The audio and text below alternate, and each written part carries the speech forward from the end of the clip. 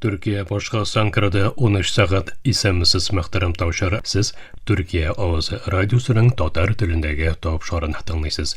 Bizning programma 16 metrli qisqa to'lqinning 17615 kHz ishlig'idan Türksat 3A ham Türksat 4A yarışları bilen w.trt.dinna.com internet adresi aşağı hem kısa telefonlarının TRT Dinna qo'shimtasidan Voice of Turkey Vot East radio kanalından topşula.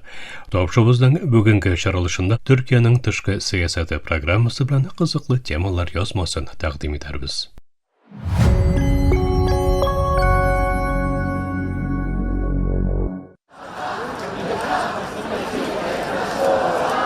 Францияда мөселманнарга карата нәфрәт сүзләре, дискриминацион кануннар һәм һөҗүмнәр арта бара.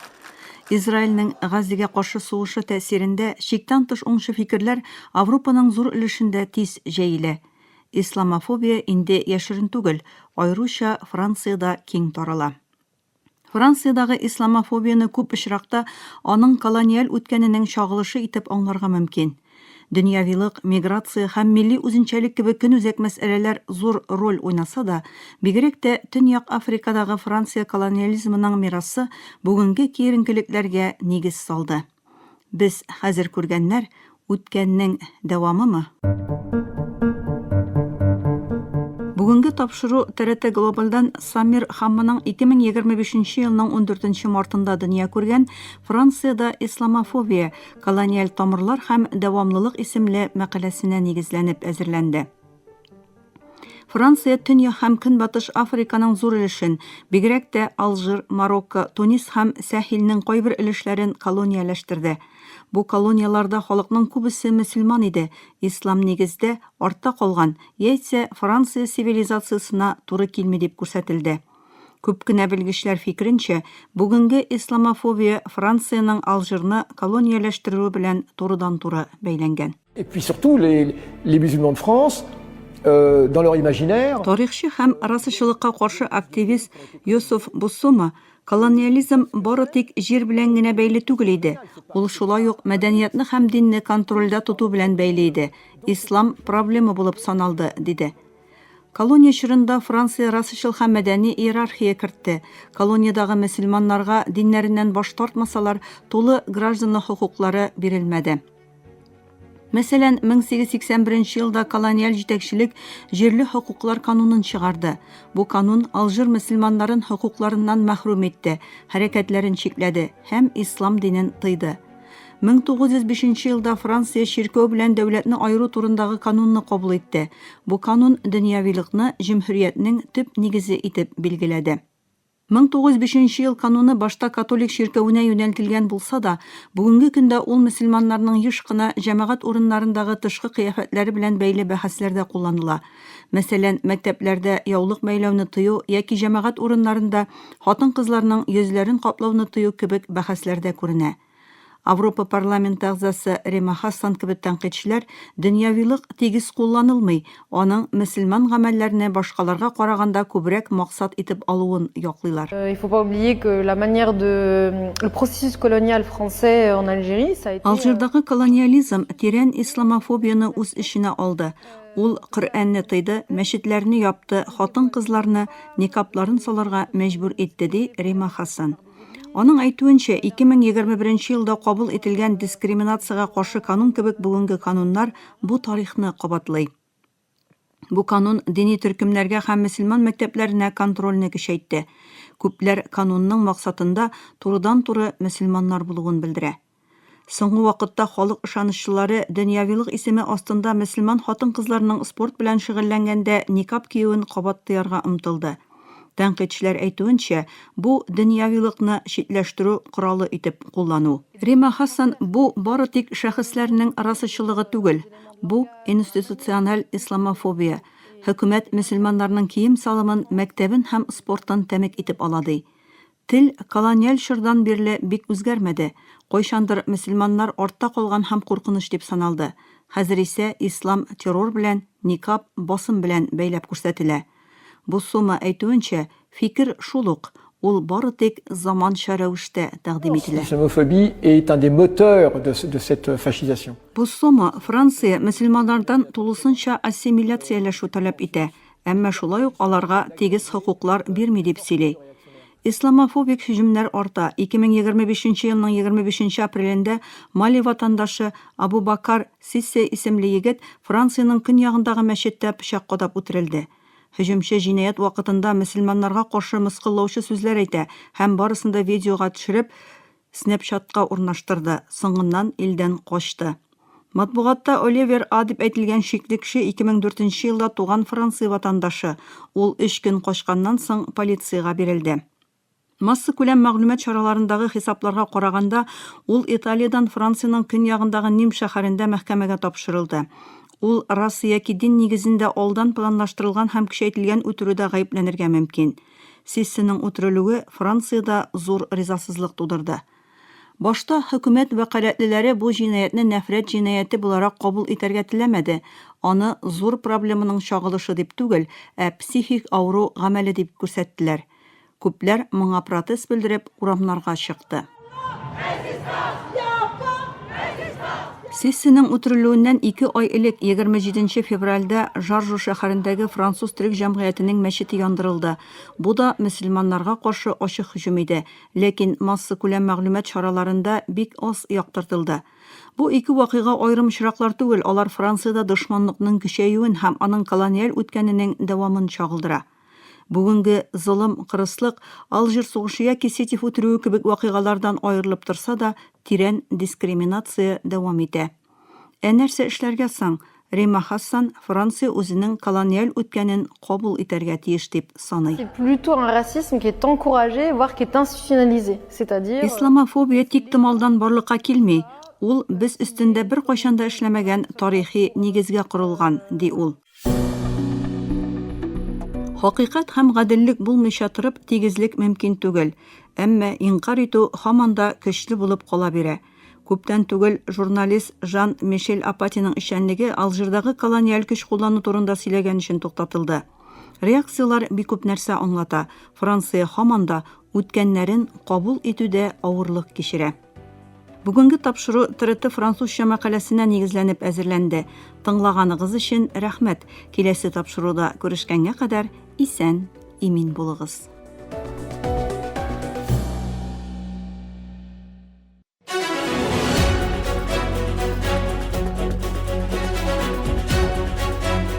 Төркиянең тышкы сәясәте.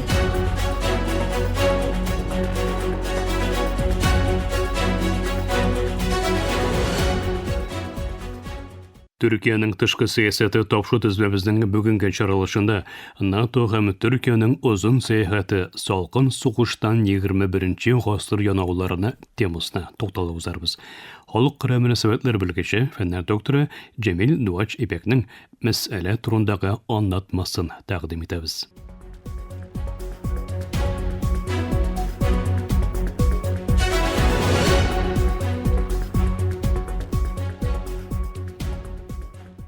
НАТО дәүләт һәм хөкүмәт башлыкларының соңгы саммитыннан соң Илбашы Рәҗәп Тайип Эрдоган ясаган киң кырлы чыгышы НАТОның көн үзәк роленә һәм Төркиянең күз аллавына, визионына кагылышлы гыйбрәтле бәхәсләргә сәбәп булды. НАТОның Европа һәм Якын Көнчыгышның юл чатында урнашкан мөһим әгъзасы булган Төркия өчен НАТОның роле үзгәргән региональ динамикалар эчендә әһәмиятен саклап кала. Фәкать котлауына да бара. Соңгы 10 елда НАТО зур көчләрнең агрессивлыгының яңадан җанланып китүе белән коллектив саклану миссиясына кире кайтты. Бурылыш ноктасы Русияның Крымны канунсыз аннексияләүе һәм Украинаның көнчыгышында сугышны башлатуы белән 2014 ел булды. Моннан ары НАТО киберсугышны һәм җимергеч гибрид тактикаларны да җитди янаулар буларак кабул итә. Русияның гадәти хәрби янауыннан тыш киберсугыш көндәлек бурычлыгы әйләнде. НАТО илләре хөкүмәт пәрвәзенә һәм электр челтәрләренә каршы хакер һөҗүмнәреннән социаль медиа аша йогынты ясау операцияләренә кадәр душманча кибер ишенlikке душар ителә. Бу һөҗүмнәр гадәттә чыганакы билгеле булмыш ясала һәм дәүләт вә дәүләт тышындагы агрессия астындагы чикне аныксызлаштыра. НАТО бу янауларга кибер саклану хезмәттәшлеген көчәйтеп һәм җитди кибер һөҗүмнең 5нче маддәгә күрә күмәк саклануны зарур кылачагын кабул итеп җавап бирде. Ләкин күренми торган сонны һөҗүмнәрдән саклау катлаулы вазифа. НАТО да кабул иткәнчә, кибер мәйданны мәйдан буларак тану бары тик беренче адым иде һәм чыдамлылыкта нагыту өчен тагын да күбрәк эшчәнлек алып барылуы зарур. Һәр берлектәш тагын да көчле кибер саклану системаларына капитал сала, ләкин кибер һөҗүм НАТОның реаль вакыт режимында ахаңлы итеп җавап бирү сәләтен сынап карый. Төркия өчен НАТО һәр вакыт һәм иминлек казыгы, куркынычсызлык якоры һәм дә стратегик уртак партнер булды. Төркиянең Европа белән Азияны бер-берсенә тоташтырган тиңсез географиясе белән тирбәлүчән якын көнчыгышка күрше булуы һәм Кара диңгезгә ирешүне контроль итүе башка берлектәшләрдән аермалы бер караш тотышын казандыра, үзгә перспектива бирә Төркиянә. Нәтиҗә буларак Төркиянең НАТО эчендәге өстенлекләре Европаның дөньягындагы яки көнбатышындагы берлектәшләренең приоритетларыннан табигый буларак аермалы була. Польша яки Эстония Русияны тыеп торуны беренче приоритет итеп күргән булса, Төркиядә НАТОның террорчылык һәм региональ тотрыксызлык кебек янауларны хәл итәргә тиешлеген шул ук рәвешчә телгә ала.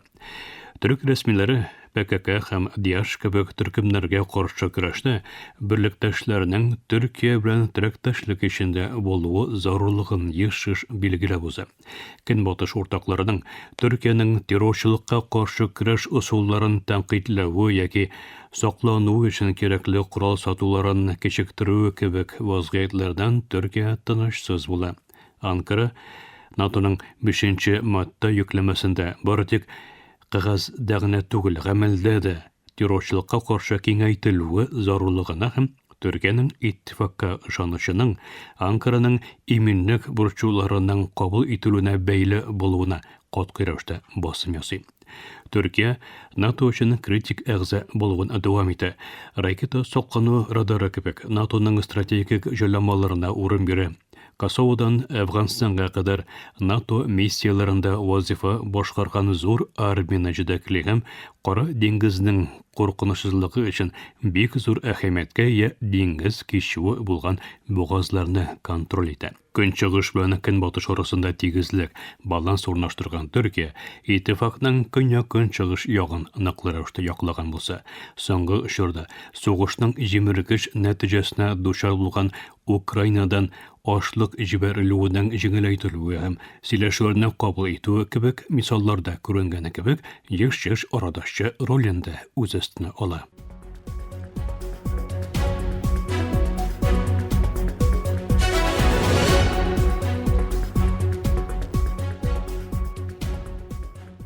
НАТОның 1949 елдан 2025 елга кадәр җәелгән озын сәяхәте даими ахәң барышыннан узды. Сакын сугыштан исән калган НАТО сугыштан соң үзен яңадан ачты һәм хәзер инде яңа янаулар белән тулы дөнья белән шашты. Иттифакның үзара саклану миссиясе һәр вакыттагыча әһәмиятен саклап кала. Европа шекләрендә хөкем сөргән сугыш белән бергә бу әһәмият тагын да күбрәк билгеләүче хәлгә әйләнде. Фақат НАТОның уңышы төрле рисклар алдында бердәмлеген саклый алуга бәйле булачак. НАТО лидерлары киләсе саммитларга әзерләнгән чакта тарихның авырлыгын һәм НАТОның саклауы астында яшәүче 1 миллиардтан күбрәк кешенең өметләрен тормышка ашыра. Алдыбыздагы еллар НАТОның гармониясын һәм иҗатын сынап карачак. Америкаларның, төркләрнең һәм Европаларның бергә булуы, элекке һәм яңа дошманнарны тыеп туру һәм тиз үзгәрүчән иминлек шартларына яраклашу. Узган 76 ел белешмәлек буларак телгә алынса, НАТО кайчагында көчле бәхәсләрнең уртасында булса да хәтта Төркия һәм әгъзалары өчен алдан әйтелә алмаслык дөньяда коллектив соклануның негіз тошы болып қалacak.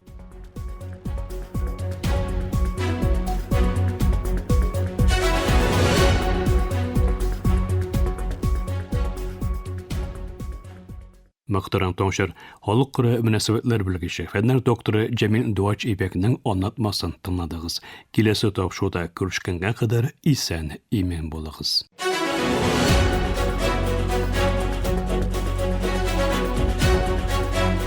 Түркиянең тышқы сәясәте.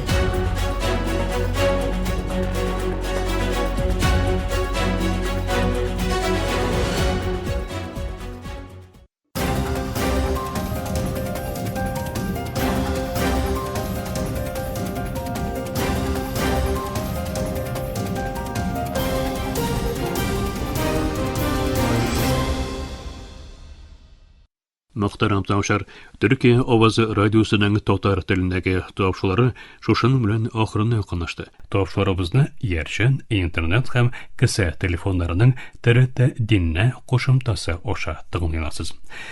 Біздің программа әркін Түркия һәм Қазан вақыты біраны күндізгі сағат 1-де 16 метрлы қысқа дұлқының 17,615 кило кесішлігінен түріксат 3 һәм түріксат 4 ершіні бірін w.trt.dinna.com интернет адресошы вот из радио каналынан топшылы. Ярты сәгітлік топшыларыбыздың қабатлауын Түркия һәм Қазан вақыты бірін сағат кешкі 8 артыда 42 дәрәҗә көнчыгыш юнәлешенәге түріксат 3 һәм түріксат 4 ярышнары белән w.trt.dinna.com интернет адресошы һәм кесе телефоннарының TRT Dinna кушымтасы оша. Вот Вес радио каналынан тыңлыйларсыз. Топшыларыбыз турында уй фикерләрегез һәм киңәш тәкъдимнәрегезне көтеп калабыз. Мөхтәрәм тыңлаучылар, безнең адрес латин хәрефләре белән ПК 33, Yeni Şehir, Ankara, Türkiye. Poçta indeksi 06-443. Elektronik poçta adresimiz tatar_trt.net.tr. Әлегә без сезнең белән саулашабыз, эфирдә киләсе очрашуга кадәр.